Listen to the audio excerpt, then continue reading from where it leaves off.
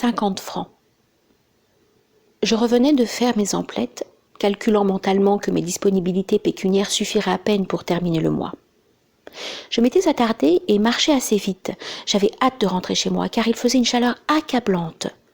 Je fus arrêtée à mi-chemin par un homme du douar, campement de tentes de nomades, que je n'avais pas vu depuis quelque temps. J'eus du mal à le reconnaître, tant il avait maigri. Son visage était blafard, ses yeux enfoncés dans les orbites, ses jambes chancelantes supportaient à peine le poids de son corps. En réponse à mes questions, il m'apprit qu'il venait de sortir de l'hôpital où il était resté 3 semaines avec une jaunisse. Il était soucieux d'avoir laissé sa famille privée de toute ressource pendant la durée de sa maladie.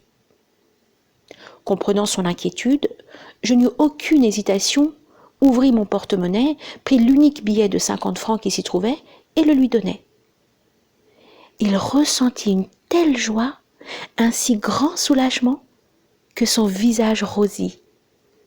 Il balbutia des remerciements et partit d'un pas allègre.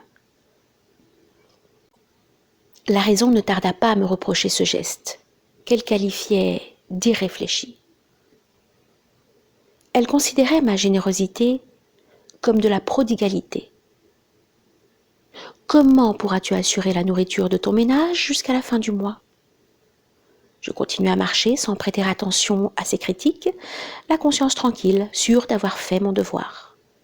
Le soir même, avant de me coucher, j'allais, selon mon habitude, prendre un livre, lorsque la voix retentit en moi. Non, pas celui-là. Elle répéta une deuxième fois l'interdiction. Je saisis un troisième livre. Alors la voix approuva. Celui-ci, prends-le, ouvre-le. C'était l'imitation de Jésus-Christ.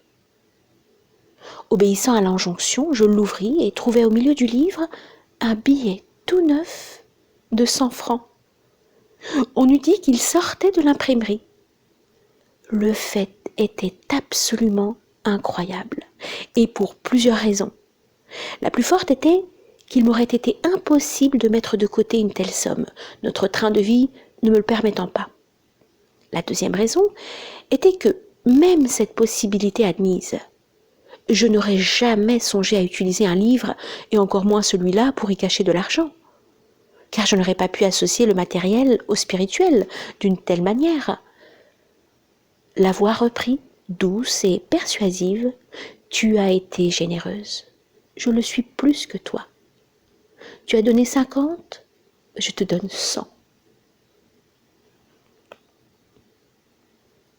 C'était bien la voix du cœur, devant laquelle celle de la raison ne pouvait que se taire.